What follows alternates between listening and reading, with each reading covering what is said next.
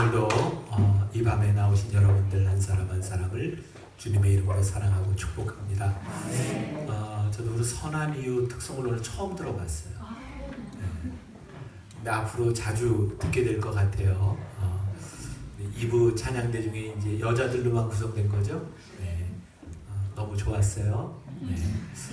사실 새로남교회 집회를 하면서 저는 죄송합니다. 우리 교인들에 대한 기대가 더 많이 드는 게 사실 집회를 통해서 저하고 만날 수 있는 교인들이 그렇게 많지 않은데, 제가 오늘 하는 설교는 어제와 오늘 사실 10년 전에 제가 우리 교인들 자체 부흥회 할 때 했던 설교입니다. 10년 전에. 그리고 오늘 이 원고를 보면서 내년에 우리 교인들하고 한번 다시 나눠야 되겠다는 마음이 들었어요. 오늘 성령님을 아는가라고 하는 제목인데, 아마 내년도에 제가 주일 설교에 한번 다시 여러분들과 나누지 않을까라는 생각을 하고, 내년도에 저희 교회 전체 주제가 성령님에 대한 것이기 때문에 제가 그동안 만나교회 목회를 하면서 여러 가지 많은 것들을 해봤습니다. 그리고 올해에는 우리들이 어떻게 정말 레디컬 액션, 크리스찬으로서 어떻게 우리들이 행동할까, 이렇게 말씀을 전하다 보니까 저에게 깨닫게 된 것이 성령님의 임재가 없이는 우리들이 이 사명을 감당할 수 없겠구나. 그래서 내년 1년은 저희 교회에 이제 성령님에 대한 이야기들을 많이 하게 될 텐데, 오늘 여러분들에게도 이 말씀이 여러분들의 삶과 교회에 도전이 되는 말씀이 되었으면 좋겠습니다. 아주 오래된 조크이기도 합니다. 제가 10년 전에 썼던 거예요. 어떤 신학생이 학교에서 성령론 시험을 보게 되었습니다. 생각해보니까 성령론에 대해서 시험을 보는데 공부해서 될 것 같지 않은 거예요. 뭐가 와야지. 그 신학생이 시험 공부를 하지 않고 기도원에 들어가서 열심히 기도하고 시험장에 왔습니다. 문제를 받았습니다. 이게 웬일입니까? 하나도 답을 달 수가 없는 거예요.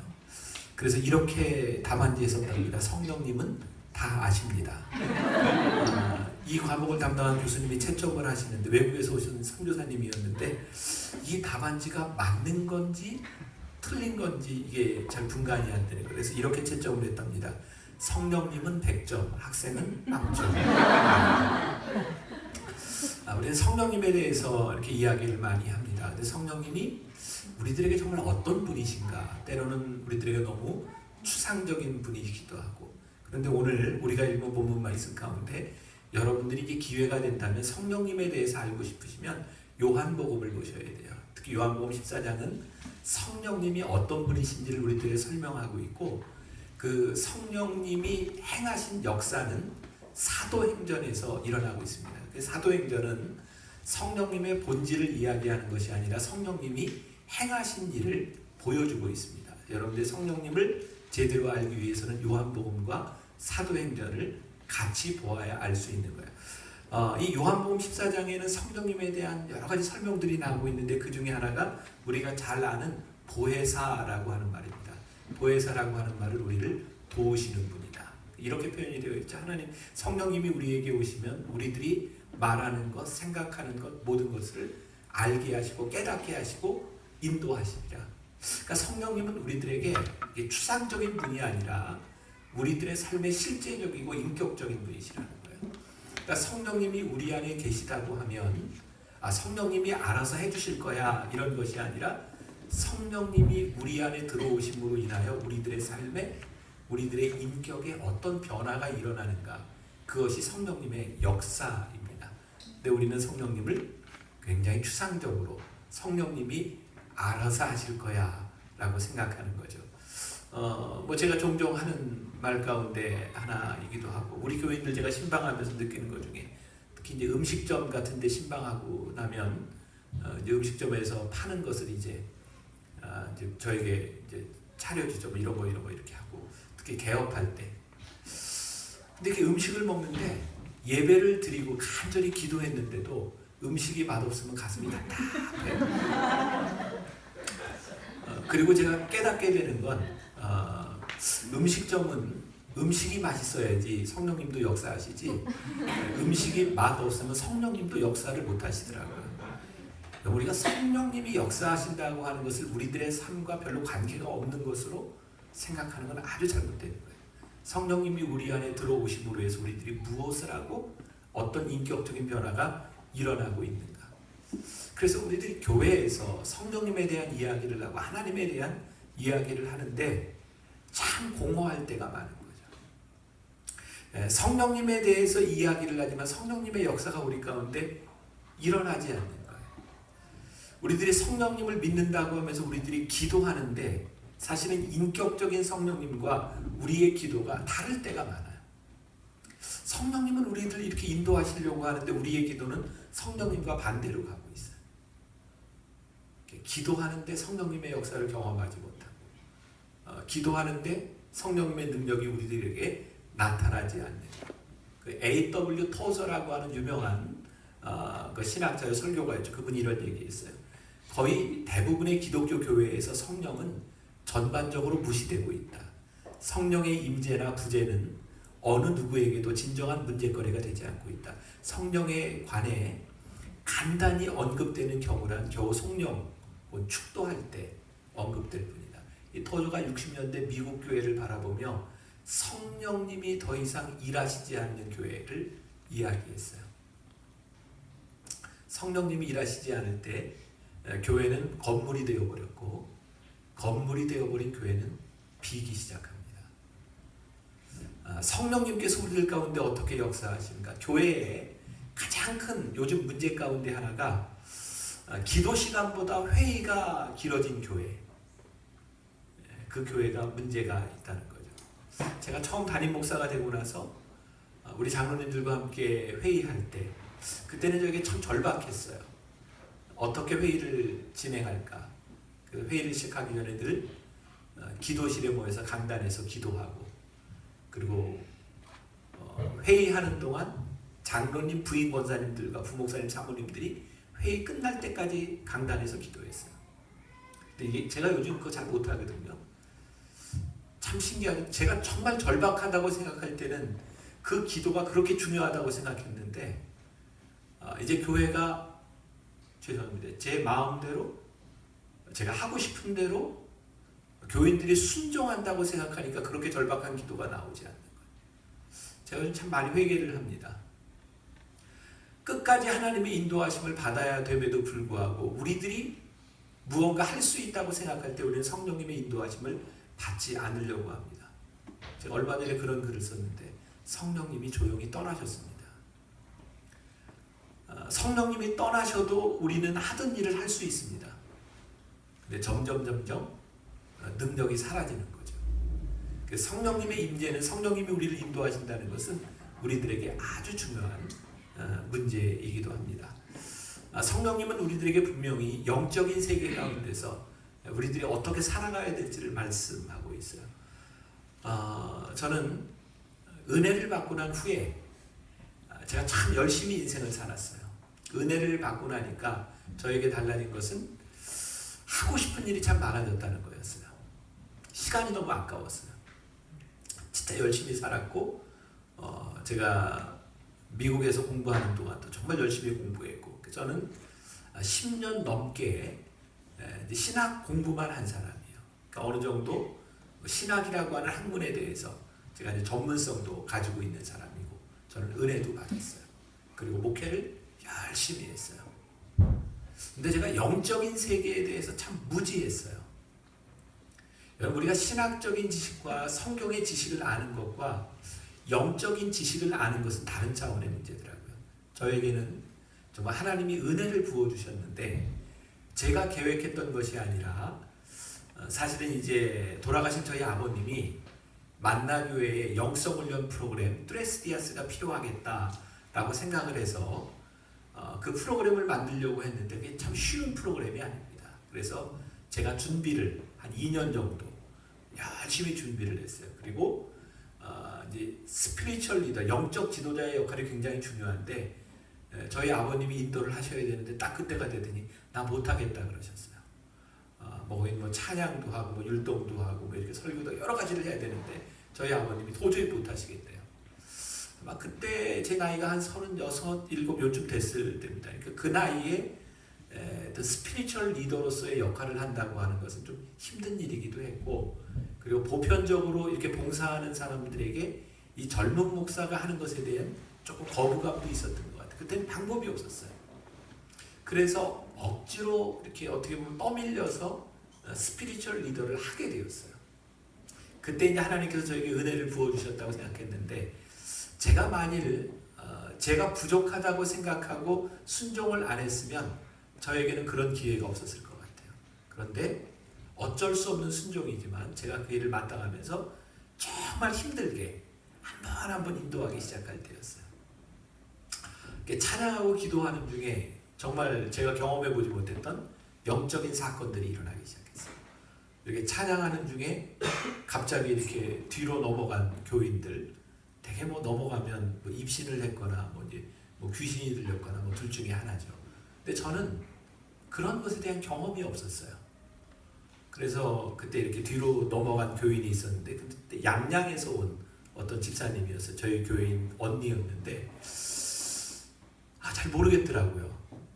근데 이제 교인들이 지금 자기들이 알아서 하면 좋은데 넘어갔다고 스피리추얼 리더한테 와서 이렇게 이거 어떻게 하냐고 그러는데 나는 모르겠어요. 경험이 없으니까. 이게 신학적인 지식하고 다른 차원의 문제였거든요. 그래서 다 같이 모여서 이제 기도를 해야 되는 상황인데, 저에게 이제 뭐 그래도 뭐 성경을 통해서 들었던 그런 지식이 있으니까 넘어진 사람한테 예수님을 주로 시인하세요.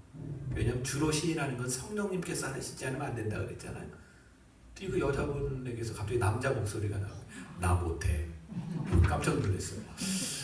그래서 제가 딱 생각나는 게 하나님의 말씀이에요. 성경에 보니까 예수님이 그 다음에 뭐 사도 바울 예수의 이름으로 명하노니 더러운 귀신은 떠나갈지어다. 제가 그래서 예수의 이름으로 명하노니 더러운 귀신은 떠나갈지어다. 그랬더니 안 나가. 제가 처음 그런 일을 당해요. 당황스러운 순간에 교인들 모여서 안 되겠습니다. 중보기도 합시다. 그래서 이제 귀신이 떠나가도록 기도를 하는데 안 나가는 거예요. 저는 예수 이름으로 나가라 그러면 다 나갈 줄 알았는데, 그래서 정말 1시간 가까이 기도를 했는데 안 나가요. 이제 그때 이제 하나님께서 저에게 이제 영적인 그런 경험들을 시키시던 때라고 저는 지금 생각하는데, 제가 그분의 귀에 대부분 했어요. 안 되겠더라고요. 저를 따라하세요. 내 몸은 거룩한 하나님의 성전이니 내 몸에서 더러운 귀신은 떠나가라. 당신의 입술로 시인하세요. 근데 그때 귀신이 나가더라고요. 근데 그런 일들이 계속해서 반복되기 시작했어요.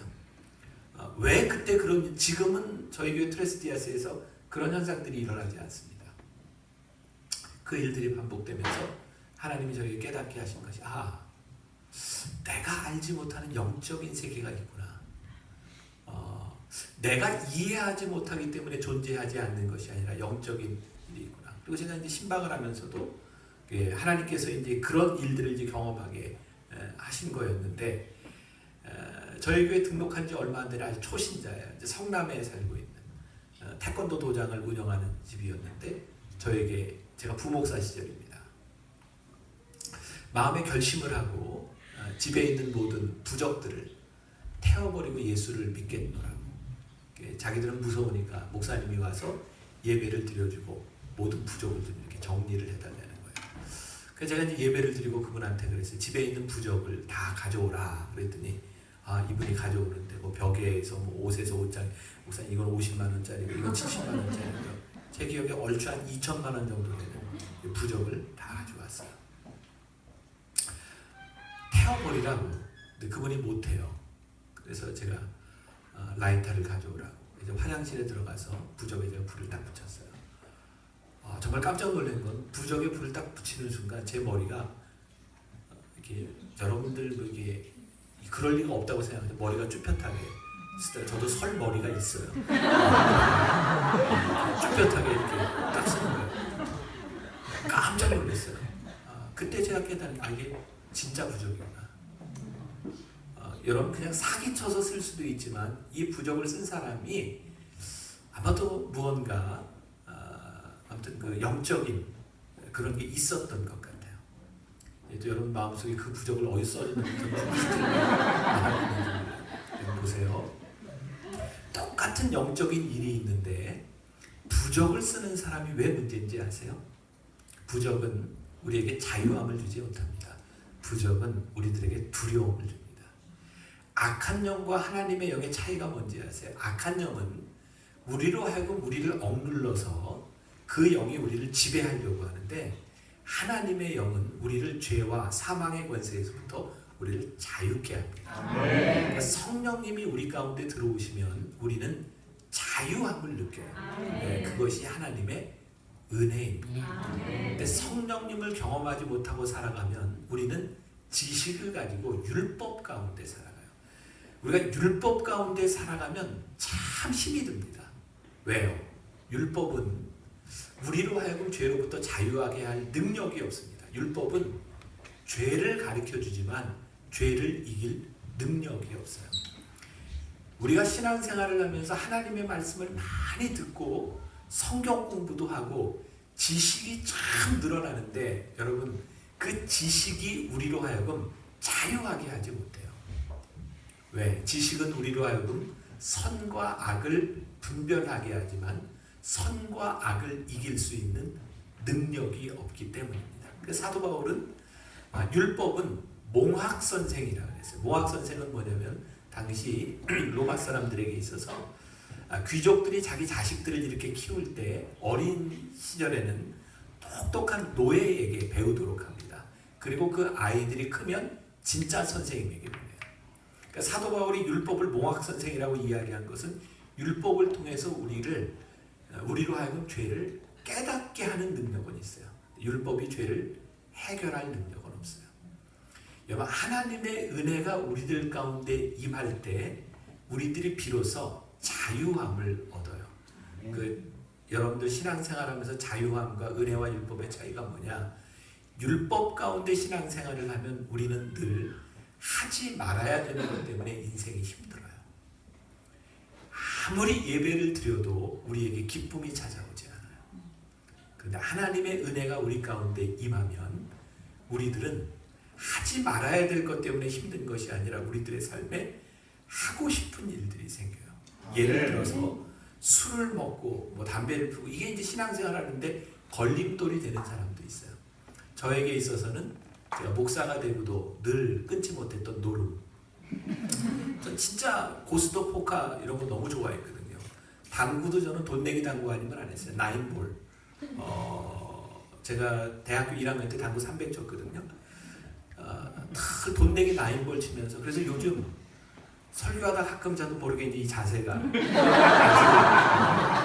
잘 나와요. 안정된 큐 자세가.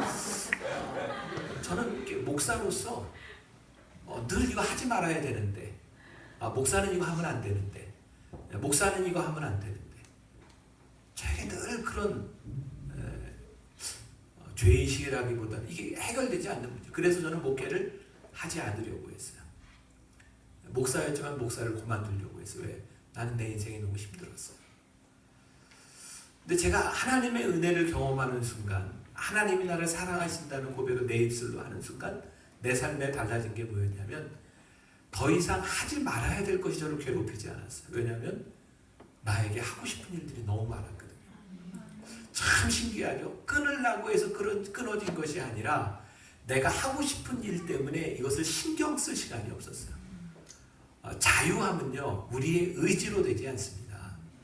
성령님이 우리 가운데 들어오셔서 우리들의 삶을 인도하시기 시작할 때, 성령님이 우리들 가운데서 인격적으로 일하시기 시작할 때 우리들의 삶의 변화가 일어나죠. 그런데 이 성령님은 그럼 누구시냐? 근데 성령님에 대해서 제가 정확히 설명할 방법이 없어요. 성경은 우리들에게, 성령님은 보혜사 성령님이라 그러고 우리를 인도하신다고 말씀하셨고, 그 의미는 우리들에게 아주 인격적이라는 거예요. 그래서 성령님이 우리들 가운데 들어오시면 성령님이 일하신다는 거예요. 근데 저는 분명한 것은 성령님은 우리들이 논리적으로 설명할 수 있는 분이 아니세요. 만일 성령님이 하시는 일이 우리의 논리적으로 설명할 수 있는 분으로 한정된다면 정말 하나님이실까요? 성령님은 우리들이 생각하는 것 그 이상의 분이세요. 그래서 성 어거스틴이라는 사람이 이 삼위일체에 대해서 많은 고민을 했어요. 성부, 성자, 성령. 야, 이걸 어떻게 설명해야 되지? 어거스틴은 신학적으로 성경을 가지고 막 설명하려고 노력했는데 그가 내린 결론이 있어요. 신비구나. 신비. 우리들이 알기는 하지만 정확히 알 수 없는 신비. 그래서 100주년 기념교회 이재철 목사님은 새신자반이라고 하는 책에서 성령님에 대해서 이런 설명을 합니다. 제가 좀 읽어드릴게요. 한번 들어보세요. 진해 알죠? 진해. 진해의 특징은 다리가 많다는 것이다. 보통 15개에서 23쌍의 다리를 가지고 있는데 종류에 따라서는 31개에서 173쌍의 다리를 지닌 진해도 있다. 어느 날 진해를 만난 구더기가 깜짝 놀랐습니다. 자기에게는 단 하나도 없는 다리가 진해에게는 쓸 수 없이 많았던 거예요.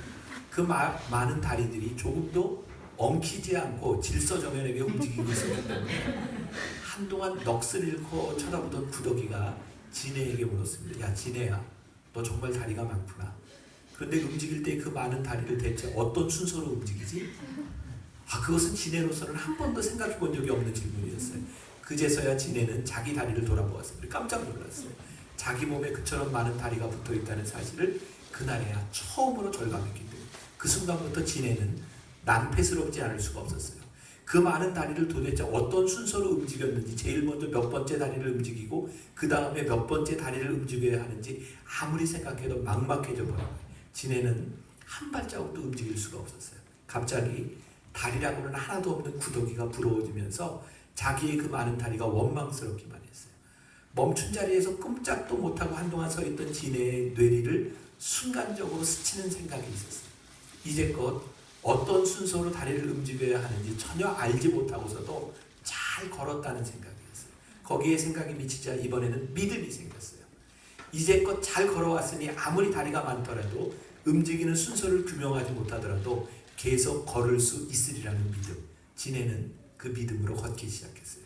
다리를 움직이는 순서는 여전히 규명하지 못했지만 진해는 옛날처럼 멋지게 자기가 원하는 대로 길을 걸어갈 수 있었어요.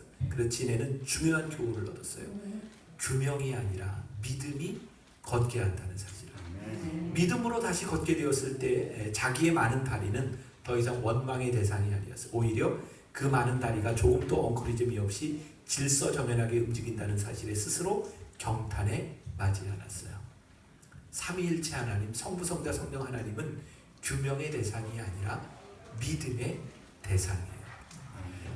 우리들은 모든 것들을 성부 하나님이 하시는 일과 성령 하나님이 하시는 일을 다 이해할 수 없어요. 그런데 참 신기한 건 그분이 하시는 일에 대하여 우리들이 믿음으로 순종하기 시작할 때 그분의 역사가 우리 가운데 일어나고 있다는 거예요. 제가 중국에서 트레스디아스를 인도할 때 한 이틀쯤 지났는데 어떤 조선족 형제가 저를 찾아와 상담을 요청했어요. 목사님, 저 정말 세상에서 막 살았습니다. 이번에는 작정하고 왔는데 하나님이 믿어지지 않아요. 제가 이렇게 얘기를 했습니다. 형제님이 믿어지지 않는다고 해서 하나님이 안 계신 것이 아닙니다. 형제님이 믿지 못해도 하나님은 살아서 역사하시는 분입니다. 우리 눈에 보이지 않지만 우리 가운데 역사하고 계신 분이십니다. 성령님은 우리들이 설명할 수 없는 부분이 많이 있지만 성령님은 여전히 역사하고 계십니다. 2000년 전 초대교회가 시작할 때부터 지금까지 성령님은 여전히 역사하시고 있습니다. 우리가 비유로 든다면 마치 전기의 비유를 들 수 있을 것 같아요. 지금 전기가 통하고 있는 건 우리들의 눈에 보이지 않지만 전기 때문에 일어나고 있는 일들이, 성령님은 우리 눈에 보이지 않지만 성령님이 우리 가운데서 일하시기 시작할 때 성령님의 파워가 우리들 가운데서 일어나기 시작해요. 우리들이 성령님을 믿는다고 하는 것, 그분의 존재가 우리들 속에 믿어질 때 그분을 통해서 우리들 가운데 도움이 와요. 왜? 성령님이 우리를 도우시겠다고 약속하셨기 때문입니다. 그러면 우리들이 성령님을 믿을 때 우리들에게 어떤 일들이 생기는가? 우리는 성령님께 집중하기 시작해요. 여러분, 성령님은 인격이시기 때문에 우리들이 성령님께 집중하지 않고 성령님의 음성을 듣지 않으면 우리들에게 성령님의 역사가 일어나지 않는다는 것, 그것은 우리 마음대로 한다는 거예요. 제가 이 얘기를 참 많이 하는데, 제가 신학대학원에서 처음 강의를 할 때,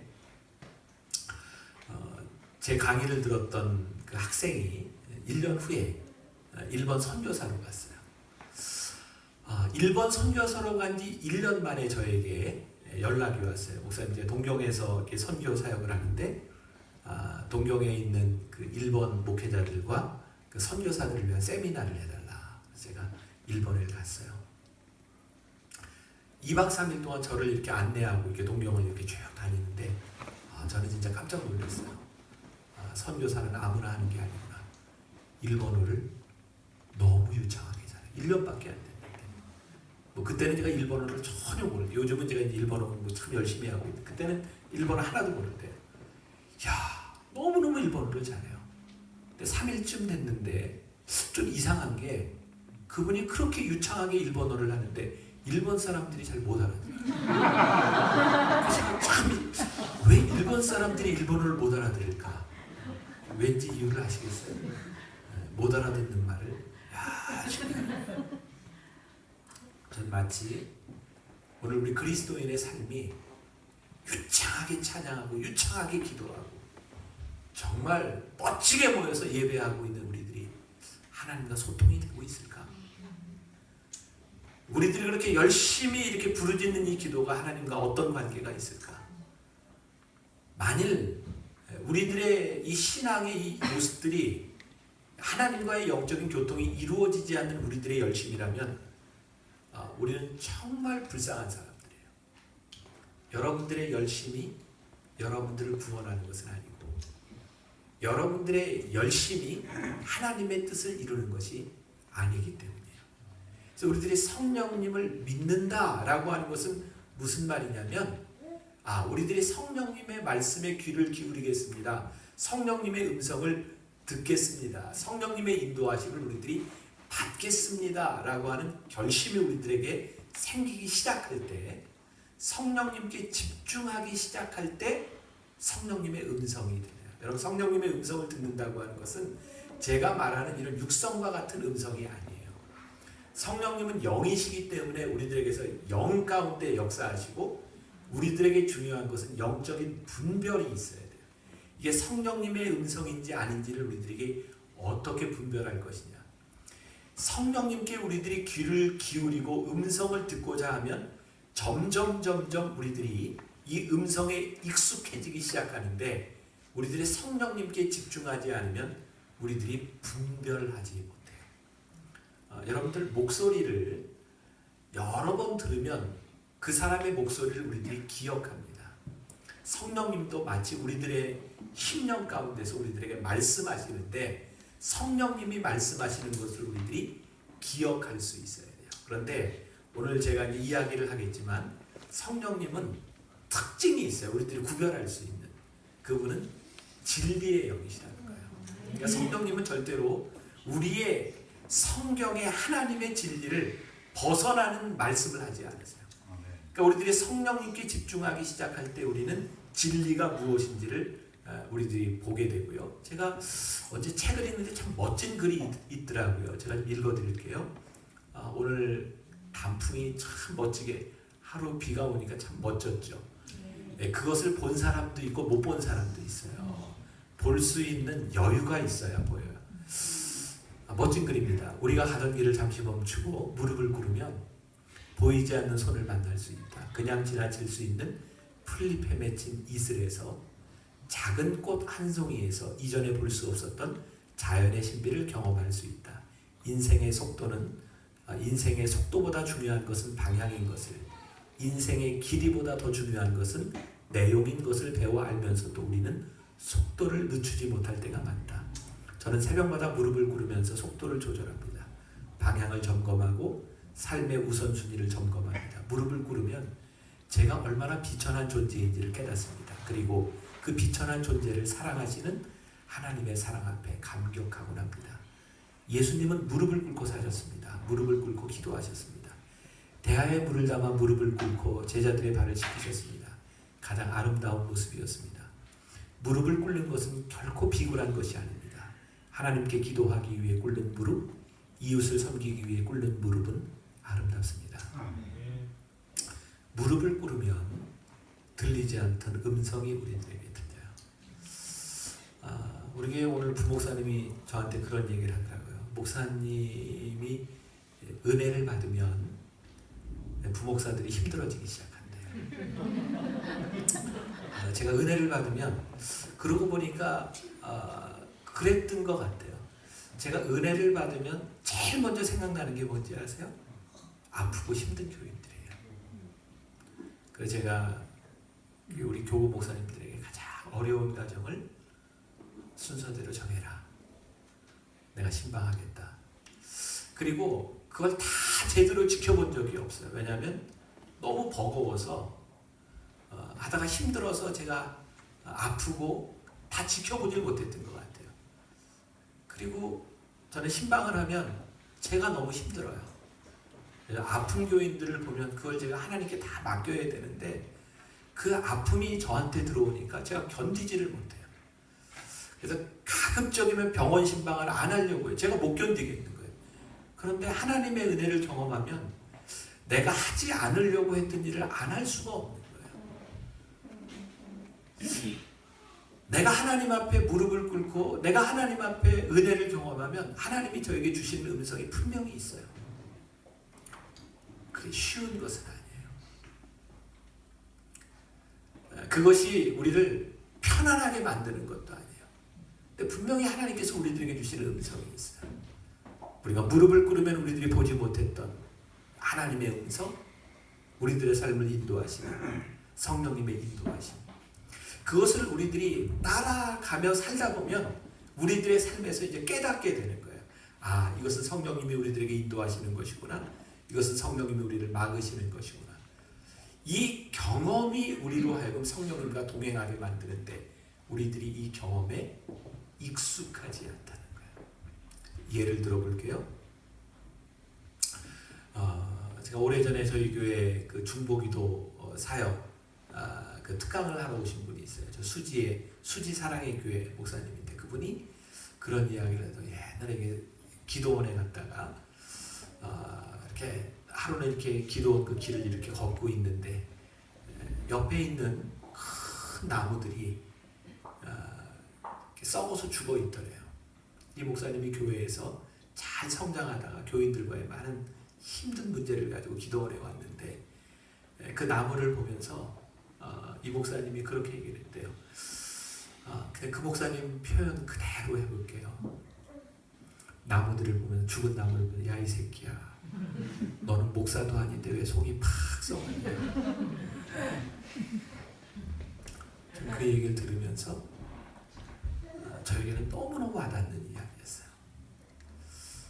목사는요 절대로 자기 성질대로 살면 안 돼요. 목사는 속이 썩어야 돼요. 저희 어머니가 제가 신학교 졸업할 때 제 목걸이 졸업 선물로 저에게 목걸이를 걸어주셔서 금목걸이, 십자가 목걸이 한자 네자 색에서 믿음, 소망, 사랑, 신망에 그리고 참을 인자 그 걸어주시면 저희 어머니 우셨어요. 신학교를 졸업하는 저에게 넌 이제 참아야 된다. 성령님은 우리들에게 우리의 욕망대로 살라고 가르쳐 주시지 않아요. 성령님은 우리들에게 욕망을 이기라고 가르쳐 주시고 그것이 무엇이고 무엇이 하나님의 뜻인지를 우리들에게 가르쳐 주세요. 성령님이 여러분들 가운데 들어오셔서 역사하시면 여러분들의 삶에 인격적인 변화들 하나님의 인도하심이 나타나요. 오래전 제가 그 중국에 영성훈련 인도하러 갈 때 한 분이 저에게 그런 얘기했어요. 목사님 제가 가기로 했는데 허리가 아파서 도저히 못 가겠어요. 근데 그분이 저에게 이런 얘기를 하는 거예요. 도저히 아파서 못 가겠는데 왜 자꾸 하나님이 이렇게 그것에 마음을 주시죠? 저에게 그러는 거예요. 어떻게 대답해야 돼? 아파서 못 가겠는데 하나님이 왜 자꾸 가라고 마음을 주시죠? 어떻게 해야 돼요? 가야죠. 아파서 못 갈 상황인데 하나님이 마음을 주실 때 순종해 보세요. 그리고 같이 영성훈련을 하는데 정말 놀라운 일이 일어났어요. 그래서 하루 봉사하는데 봉사하다가 그냥 나은 거예요. 저는 이분이 병이 나았다, 이 병 나은 게 기적이 아니라 저는 이분의 삶에서 하나님이 주시는 마음에 순종했을 때에 하나님께서 하시는 일이 있다, 그 경험이 그분으로 하여금 앞으로 살아가는데 성령님께서 우리들의 삶을 인도하시는 그 방향에 대해서 순종하게 되지 않았을까요? 성령님께서 우리들에게 주시는 생각에 우리들이 순종하면 인도하심을 경험해요. 근데 순종하지 않는 사람은 성령님의 인도하심이 무엇인지를 깨닫지 못해요. 오늘 제가 여러분들에게 도전을 드리고 젊은 사람들 여기 있는데, 여러분들이 하나님의 음성에 귀를 기울이며 그분이 나를 어디로 인도하실까에 민감하게 반응해 보세요. 그것이 여러분들을 진리로 인도하게 될 텐데, 오늘 본문 말씀에 성령은 우리를 진리로 인도할 것이다. 영어 성경에 The Spirit lead into all through라고 되어 있어요. 우리의 삶을 모든 진리로 인도하실 것이다. 진리의 영, 우리들에게 참 명확한 것이에요. 가끔 여러분들 그 신문에서 보았던 목사님들의 타락, 그 중에 하나가 그런 거 있잖아요. 어떤 목사님이 라스베가스의 빠찡코에 가서 이렇게 노름을 하다 걸렸더니 그 목사님 뭐라고 얘기했어요? 내가 이 교인들의 헌금을 가지고 건축을 해야 되는데 건축비를 마련하려고 내가 이렇게 정말 여기 와서 이렇게 희생하는 거야. 교인들이 그 얘기 듣고 다 아멘 하잖아요. 목사님이 건축비를 만들려고 라스베가스에서 노름을 하고, 우리 목사님 정말 진리를 알지니, 아니 하나님께서 라스베가스에서 딴 돈을 가지고 성전 건축하는 것을 기뻐하시겠습니까?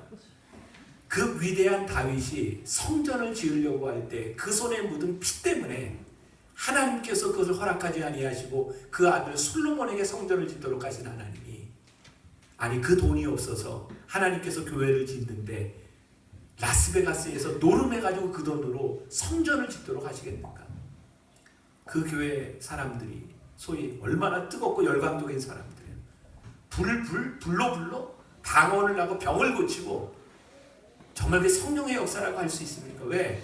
진리가 아니기 때문에 그것은 성령님의 역사가 아닌 거예요. 우리들에게서 분명한 기준이 생겨요. 성령님은 우리를 진리로 인도하신다. 제가 만나기 목회를 하면서 종종 저에게 그런 부탁들이 많이 들어와요. 대학을 가거나 고등학교 선생님이 되거나 대학 교수가 되거나 미션 스쿨에 가게 되면 담임 목사 추천서를 받아오라는 거예요.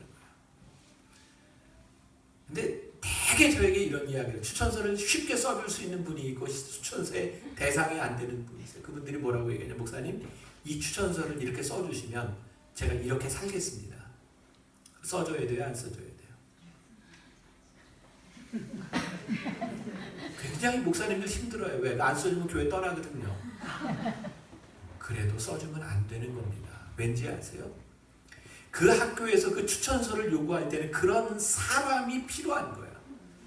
아직 거기에 합당하지 않으면 거기에 맞는 사람이 아닌 거예요. 저는 이렇게 얘기합니다. 그런 사람이 되도록 준비하시면 하나님께서 틀림없이 기회를 주십니다. 거짓으로 우리들이 거짓된 자리에 가는 것이 축복이 아닙니다. 거짓된 자리를 우리들이 포기할 수 있는 것이 축복이고, 그것이 진리의 영을 따라 움직이는 사람의 모습입니다. 그런데 우리들이 성령님을 믿는다고 하면서, 우리들이 교회에서 신앙생활을 잘한다고 하면서 진리의 영을 거스르는 일들을 하면서 왜 우리들에게 성령의 역사가 일어나지 않는다고 이야기한다면, 성령님은 거짓된 곳에서, 죄악된 곳에서 일하실 수 없는 분이기 때문입니다. 그래서 성령님이 우리 가운데 역사하시면 우리들에게 일어나는 제일 큰 일이 뭔가? 우리들 인격의 변화예요. 여러분들에게 묻고 싶어요. 여러분들은 예수를 믿으면서, 여러분 하나님을 믿으면서 얼만큼 여러분들의 삶에 인격의 변화가 왔어요? 저는 제 아내한테도 뭐 제가 하는 이야기니까 뭐 제일 정확할 것 같아요. 제가 만나교회 담임 목사를 할 수 있는 이유, 제가 딱 한 가지라고 생각해요. 저에게 온전함과 완전함이 있는 것이 아니라 저는 아직 정말 하나님이 저에게 주신 큰 축복이라고 생각하는데 제가 성장한다는 거예요. 제가 작년보다 올해 조금 더 나아졌어요. 어떻게 생각하세요? 저는 제 인격이 조금 더 나아졌다고 생각해요. 왜? 제가 훈련받고 있다고 생각해요. 근데 제가 무서운 것은 더 이상 제가 인격이 제 삶이 나아지지 않을 때 정말 용기 있게 그만둬야 되는데 하나님 날 쓰실 수 없을 텐데 여러분들에게서 성령님이 우리 가운데 역사하신다고 하는 것, 그것이 우리들의 삶에서 일어나는 어떤 인격의 변화가 나타나고 있고 하나님이 우리들 속에서 어떻게 역사하고 있는가. 하나님이 우리들에게 제일 기뻐하시는 것은 진리라고 생각해요. 우리들이 진리대로 살아가려고 하는 우리들의 몸부림, 하나님이 제일 기뻐하시는 일이라고 생각해요. 아멘. 저는 우리 교인들을 보면서요, 참 믿음으로 살려는 사람을 보면 정말 기도가 돼요. 그런데 믿음으로 살려고 노력하는 사람들 중에 정말 우리들이 생각하는 경제적인 축복을 받는 사람도 있고 믿음으로 사는데 그렇게 힘든 사람도 있어요. 만약에 우리들이 세상적인 기준으로 본다면 믿음으로 진리대로 살아가다가 어려움을 당하는 사람을 보면 실패자예요. 그리고 세상 사람들은 우리들에게 그렇게 얘기할 거예요. 너 예수 믿은 네가 받은 축복이 무엇이냐? 근데 저는 우리들에게 가장 큰 축복이 뭘까요? 끝까지 진리의 길에 서는 게 축복이 아닐까요? 아멘. 그 와중에 하나님이 우리들에게 물질적인 축복을 주실 수도 있고 건강의 축복을 주실 수도 있고, 그러나 그것보다 더 중요한 것은 끝까지 우리들이 진리의 편에 서서 흔들리지 않고 그 길을 가는 것. 그게 하나님께서 우리들에게 주시는 가장 큰 축복이 아닐까. 아멘. 우리가 진리 안에 있는 것만으로 우리들이 정말 기뻐하고 감사할 수 있는가. 저는 이제 만나교회 담임 목사로 살면서 그렇게 큰 어려움이 없어요. 그런데 저에게 진짜 감사한 건,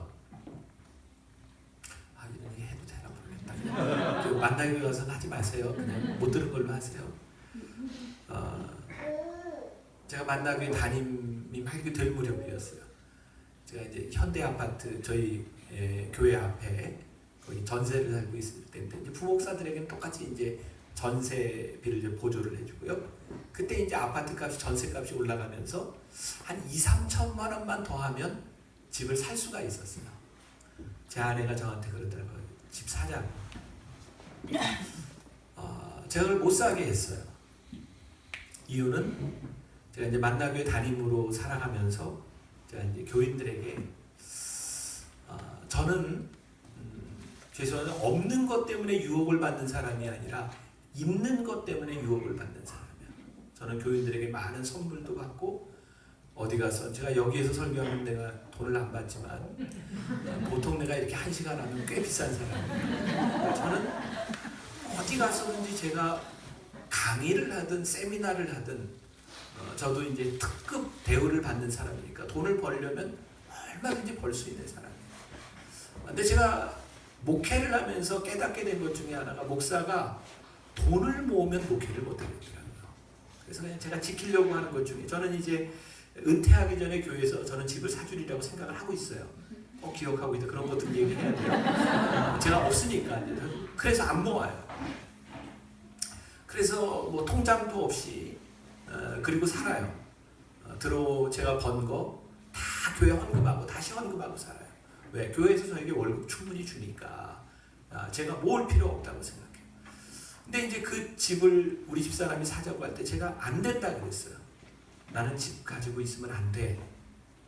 그리고 이제 지금 한 10년이 지났잖아요. 그 집값이 한 3배쯤 뛴 것 같아요, 지금. 그때에 비하면. 제일 쌌던 저점에서. 제 아내가 저한테 그래요. 아무튼 그때 그거 샀으면. 제가 안 사서 뭐 좀 아까워? 근데 아니래요. 괜찮대요. 왜? 내가 돈을 소유한 것보다 돈을 잃어버린 기쁨이 더 커요. 왜? 내가 돈 벌려고 했으면 내가 이렇게 살까? 나에게 더 중요한 것이 있는 거야. 만나교회 목회를 하고 정말 완전하지 못하고 부족한 것이 많지만 작은 부분 하나에서 내가 교인들에게 조금이라도 좋은 목사였으면 좋겠다고 하는 그것이 돈을 버는 것보다 저에게는 훨씬 더 소중한 것이에요. 왜? 목사로서 가야 되는 길이기 때문에 그래요.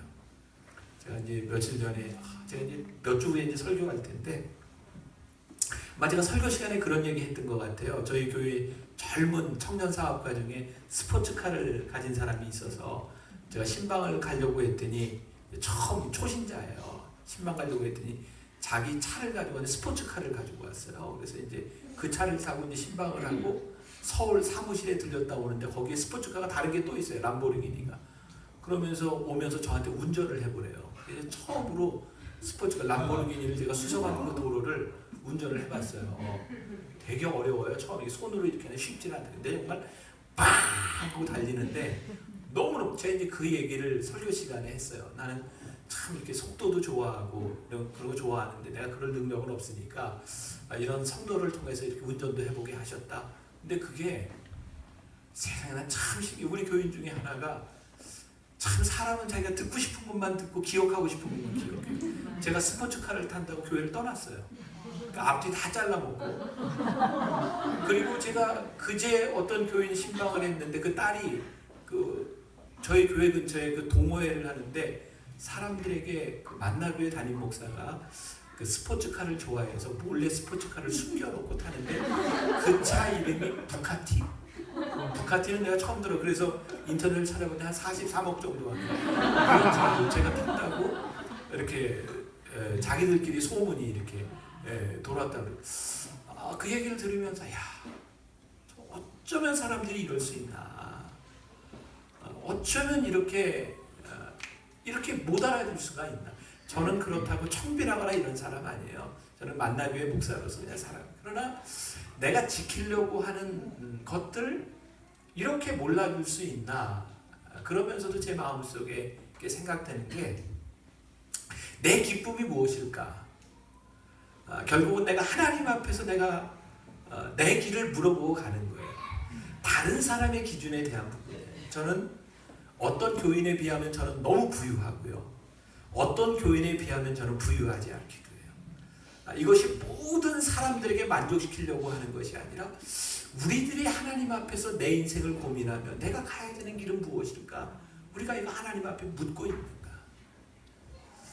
저는 하나님의 음성을 듣는 것이 중요하지 누군가의 기준이 중요한 것은 아닌 것 같고 하나님의 음성을 듣는다고 할 땐 우리들이 보혜사 성령님의 진리의 영 가운데 우리들이 거하고 있는가. 요한복음 14장 26절에 보면 보혜사 곧 아버지께서 내 이름으로 보내실 성령 그가 너희에게 모든 것을 가르치고 내가 너희에게 말한 모든 것을 생각나게 하리라 라고 말씀하셨어요.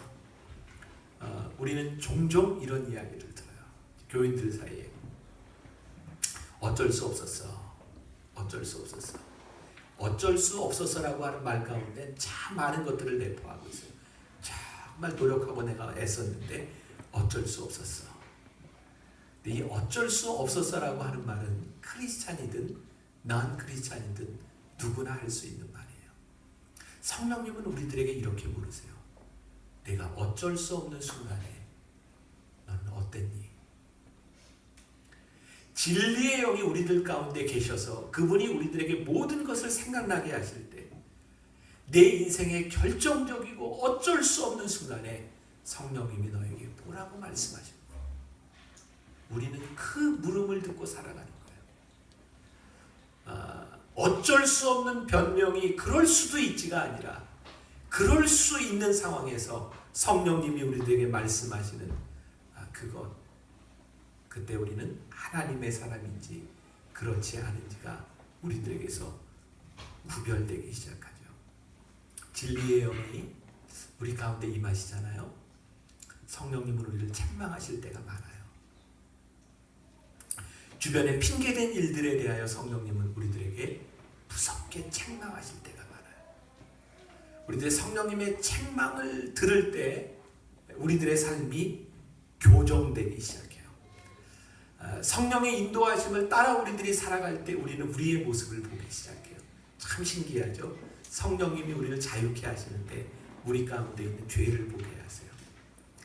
우리들이 죄를 보아야 죄로부터 자유함을 얻어요.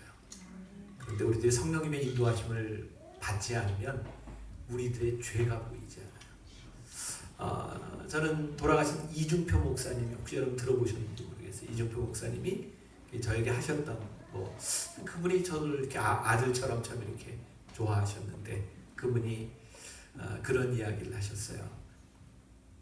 이중표 목사님은 별세 목회로 유명한 분이거든요. 죽음의 목, 네가 죽는다고 생각하고 목회하라. 그분이 처음 이렇게 목회를 시작할 때 어떤 교회에 가서 목회를 하는데 그 교인 중에 하나가 너무너무 목사님을 힘들게 하더래요. 그래서 하나님께 기도했대. 하나님, 저 교인 너무너무 힘든데 다른 교회로 좀 가게 해주세요. 성령님이 이렇게 대답하시더래요. 그런 교인은 다른 교회에서도 안 받는다. 그 목사님이 무서운 기도를 했대요. 성령님, 그러면 조금 먼저 데려가시면 안 될까요? 성령님이 이렇게 말씀하시더래요. 아직 갈 때가 안 됐다. 또 기도했대. 목사님, 어떻게 하면 성령님 어떻게 하면 좋아요? 성령님이 목사님에게 이렇게 말씀하시더래요. 네가 죽으면 된다. 그래서 이중표 목사님은 별세 목회를 시작했어요. 내가 죽으면 된다. 여러분, 성령님이 우리들에게 뭐라고 말씀하실까요? 진리의 영이신 그분이 우리들에게 뭐라고 말씀하실까요? 오늘 여러분들이 기도해야 될 제목들을 다 가지고 있을 거예요. 이 세상에 문제를 가지지 않은 사람은 아무도 없고요. 우리들 가운데 상처를 가지지 않은 사람도 아무도 없어요. 성령님이 여러분들에게 뭐라고 말씀하실까요? 무엇이 우리들에게 진리일까요? 여러분들이 적어도 말씀을 듣고 말씀을 읽고 설교를 듣고 기도하고 살아온 사람이라면 성령님이 말씀하시는 진리가 여러분들에게 절대로 생소하지 않아요. 분명해요. 근데 우리들이 그 말씀을 순종할 만한 용기가 없어요. 제가 은혜를 받고 난 후에 제 삶에 달라진 것 하나, 저는 그런 기도를 많이 해요. 하나님, 저에게 용기를 주세요. 왜냐하면 은혜를 받고 깨닫게 된 것은 하나님이 내 기도대로 안 움직이신다는 거예요. 참 신기해요. 은혜를 받고 났더니 기도에 응답되지 않는 게 그렇게 많더라고요. 그래도 좀 은혜를 받아야 될까요? 참 신기해요. 내 기도대로 응답이 안 돼요. 근데 정말 놀라운 것은 내 기도대로 응답이 되지 않을 때 하나님의 계획이 있어요. 그리고 나중에 깨닫게 돼. 야, 내 기도대로 됐으면 큰일 날 뻔했다. 기도는요, 내가 원하는 것이 이루어지는 것이 아니라 기도를 하면서 하나님의 뜻을 보는 거예요.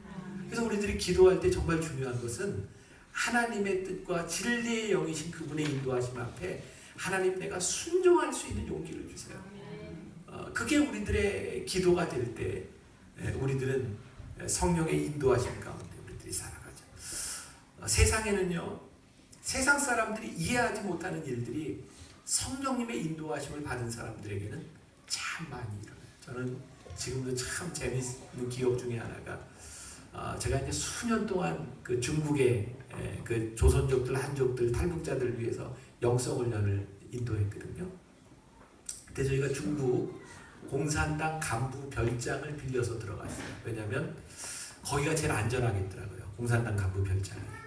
그래서 이제 거기서 영성훈련을 인도하는데 거기 지배인이 중국 사람이에요. 그러니까 한국말을 전혀 몰라요. 근데 저에게 몇 년 지나고 난 다음에 밥을 먹는데 이런 얘기를 하더라고요. 너희들을 보면서 너무너무 신기하대요. 왜냐면 늘 이 별장에 와서 노는 사람들, 중국 사람들이 술을 많이 먹거든요. 술 먹고 노래하고. 근데 너희들은 매년 보는데 어쩌면 그렇게 술을 안 먹고 잘 노냐. 그게 너무 신기해요. 어떻게 저렇게 술을 안 먹는데 저렇게 웃고 떠들고 재밌게 노래하는 거예요. 여러분, 세상은요, 우리들에게 무엇이 있어야 즐거울 거라고 얘기해요. 그런데 우리는 세상이 줄 수 없는 기쁨을 가지고 살아가는 사람들이에요. 세상이 알 수 없는 일들을 우리들이 가지고 살아가는 사람들. 성령님이 우리 가운데 역사하시면 우리들이 생각할 수 없는 일들, 우리들의 능력이 아닌 하나님의 일들을 경험하기 시작해요. 여러분, 사도행전에 예수님의 제자들이 사도행전 1장에 승천하시는 예수님께서 너희들이 성령을 받으면 사마리아와 유대와 사마리아와 땅끝까지를 내 증인이 되리라 말씀하시면서 너희들이 성령을 믿고 기다리라고 말씀하셨어요. 2장에서 성령을 받아요. 120명의 문도가. 3장에 성령을 받은 베드로와 요한이 처음으로 행한 기적이 나타나요. 그게 3장 1절부터 10절까지의 성전 미문 앞에 앉아있는 안진뱅이를 일으킨 사건이에요. 그러니까 성경에 보면 베드로와 요한이 늘 다니던 길을 지나갑니다. 거기에는 늘 나면서부터 안진뱅이 된 자가 앉아 있었어요. 그래서 기도하며 들어가던 베드로와 요한이 돈이 있으면 주고 없으면 그냥 지나가고, 근데 성령을 받고 났더니 그 성전 미문 앞에 있는 안진뱅이를 성경에 보면 주목해서 보았다 되겠어요. 주목해서 보았다. 그러니까 성령을 받기 전에는 돈이 없으면 할 수 있는 일이 없는 거예요. 근데 이날 돈이 없는데 그 안진뱅이를 주목해 보았다. 그리고 뭐라고 얘기해? 나에게 은과 금은 없으나 내게 있는 것으로 내게 주노니 나사렛 예수의 이름으로 일어나 걸으라. 그 사람이 걷습니다. 성령님이 우리들 가운데 계시지 아니하고 우리들의 삶을 인도하시지 않을 때 철저하게 우리는 우리의 능력을 가지고 살아요. 성령님이 우리를 인도하시면 성령님의 인도하심이 우리들의 삶 가운데서 일어나기 시작해요. 제가 은혜를 받고 참 하나님께서 제 삶에 확신을 주셨던 일들이 몇 가지 있는데, 제가 이제 돈에 대해서 이렇게 돈을 모으지 않기로 결심하게 된 이유가, 저는 이제 군목 시절에 제가 목사가 되지 않으려고 하다가 정말 재수 없이 목사가 돼서 군목이 됐거든요. 그러니까 저는 목회를 할 생각이 없었어요. 저는 이 군목을 마치면 유학을 가서 저는 학자가 되리라. 제가 공부를 굉장히 열심히 했고 저는 목회는 죽어도 못한다고 생각했어요. 그래서 유학을 가려고 생각하니까 돈을 모아야 됐어요. 그래서 제가 88년, 89년 군목을 갔을 때 제가 받은 월급이 애 하나 데리고 사는데 18만 원에서 한 20만 원 정도 받았어요. 월급. 근데 거기에서 제가 유학을 가려다 보니까 군인 공제에 넣으면은 이자가 많았거든요. 5만 원씩 떼어가지고 군인 공제에 또 들었어요. 그러니까 저는 아주 빠듯하게 살면서 이 돈을 모아서 유학을 가야 되는 거예요. 그래서 군목 1년 차 때 은혜를 받았거든요. 은혜를 받는데 하나님이 저에게 제일 많이 회개를 시키신 게 뭐냐면, 너는 돈을 모으는 목사가 되어서 내가 해야 될 일을 못한다는 거예요. 군대에서 목사가 하는 일이 별거 없어요. 군교회에서 군인들 위문하는 일입니다. 그러니까 교인들이 많은 것도 아니고 병사들은 맨날 줘야 되는 사람이에요. 군인 가족들이 헌금을 해야 얼마를 나겠어요. 그러니까 제가 위문을 하는데 늘 어떻게 했냐면 돈이 있는 만큼만 위문을 했어요. 그게 제가 할 수 있는 최선이었어요. 하나님이 그걸 회개시키셨어요. 너는 네가 가지고 있는 것만큼 네가 돈을 모으는 것 때문에 하지 못한다는 거예요. 근데 제가 은혜를 받고 내려와서 어떻게 하기 시작했냐면, 하나는 일이 보이기 시작할 때 돈을 본 것이 아니라 일을 보았어요. 그리고 없으면 제가 있는 걸 가지고 일단 쓰고, 정말 놀라운 일은요, 한 달마다 교회 예산이 2배로 뛰는 거예요. 교인들이 그렇게 많지도 않았고 저희 교회는 전부 초신자였어요. 왜냐하면 제가 운동을 좋아해서 테니스 쳐주고 축구 해주고 농구를 해주면 교회를 와주는 거예요. 그러니까 저희 교회는 많이 부흥했어요. 성령님의 역사와 전혀 관계없이 운동의 역사, 교회가 부흥했어요. 그리고 저는 그렇게 나온 교인들이 헌금 이야기를 하면 저는 다 떨어진다고 생각해요. 저는 한 번도 돈 이야기를 하지 않았어요. 하나님이 그 회개시키셨어요. 제가 교인들에게 이야기하기 시작했어요. 여러분, 헌금은 돈이 아닙니다. 우리들이 어떻게 믿음으로 고백하느냐에 대한 부분을 가르치기 시작했는데 정말 교인들이 변하기 시작했고요. 교회에서 정말 놀라운 일들이 일어나기 시작해요. 연대 교회에서는 꿈도 꿀 수 없는 89년도에 에어컨을 처음으로 놓은 교회가 저희 교회였어요. 연대교회. 그리고 굉장히 힘들었어요. 여름에 에어컨을 넣으니까 문을 다 닫고 예배를 드리는데 군인들한테서는 사람 냄새가 아니라 군인 냄새가 정말 시원하기는 한데 숨을 쉴 수가 없어서 임산부들은 들어오지 못했어요. 근데 어쨌든 처음으로 에어컨을 넣었고요. 그리고 그 연대교회에서 찬양팀을 만들어서 전방을 다니면서 찬양하기 시작했고, 돈을 가지고 할 수 있는 일들이 아니었어요. 그리고 저에게 참 놀라운 일이, 제가 2번 교통사고, 정말 위험한 사고였어요. 빙판길에 미끄러져서 전봇대를 한 번은 받았고, 한 번은 제가 있는 부대가 25사단이라고 고개를 이렇게 넘어가야 되는데 이 빙판길이 햇볕이 비치는 데는 높고 그렇지 않은 얼어 있는데 정말 미끄러지다가 바퀴가 절벽에 허공에 뜬 채로 섰어요. 그리고 이제 다리 난간을 부딪혔는데, 그리고 나서 그 부대를 지나가던 저를 알고 있던 교인이 저에게 2번, 사고 나고 난 다음에 2번 목사님 목회비로 쓰세요 라고 했는데 그 돈이 퍼펙트하게 차를 고친 비용하고 딱 맞아떨어지는 거예요. 그때 하나님께서 저에게 좀 확신을 주시기 위해서 그러셨던 거예요. 지금은 그런 기적 안 일어나요. 그때는 하나님이 정말 명확하게 그런 일들을 보여주셨어요. 저를 담대하게 하셨고, 제가 교인들한테 이야기하는 게, 여기 예수 믿은 지 얼마 안 되는 교인들 있죠? 초신자들 있어요, 없어요?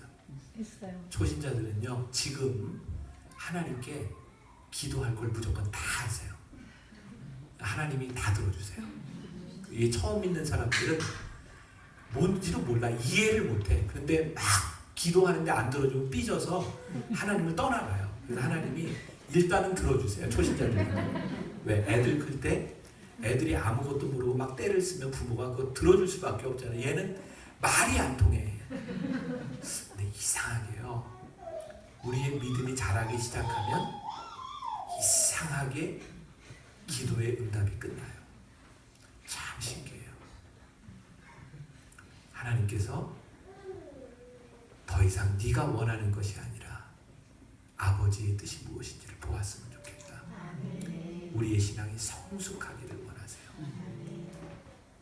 여러분, 하나님께서 우리들의 기도를 들어주시는 것과 들어주시지 않는 것, 제일 중요한 기준은 무엇이냐면 하나님 아버지의 뜻에 맞느냐 맞지 않느냐, 성령님의 인도하심을 따라가느냐 따라가지 않느냐예요.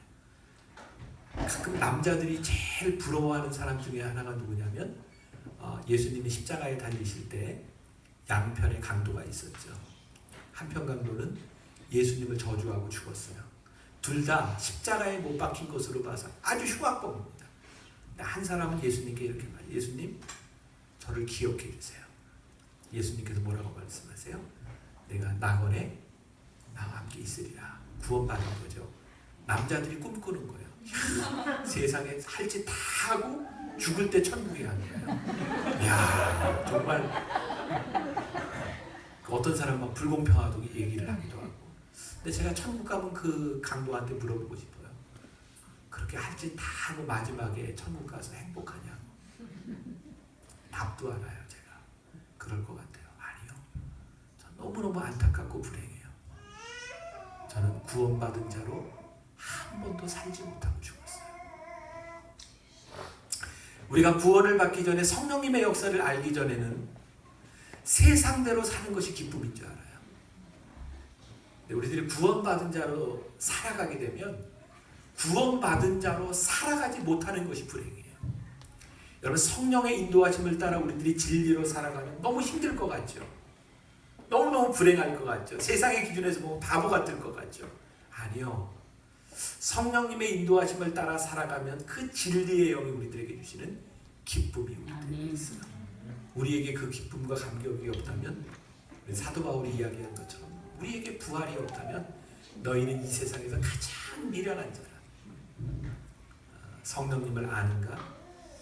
성령님이 우리 가운데서 역사하신다고 하는 것, 성령님이 우리를 인도하신다고 하는 것, 그것이 여러분들의 삶과 여러분들의 교회에서 이루어지기를 주님의 이름으로 간절히 축원합니다. 기도하겠습니다.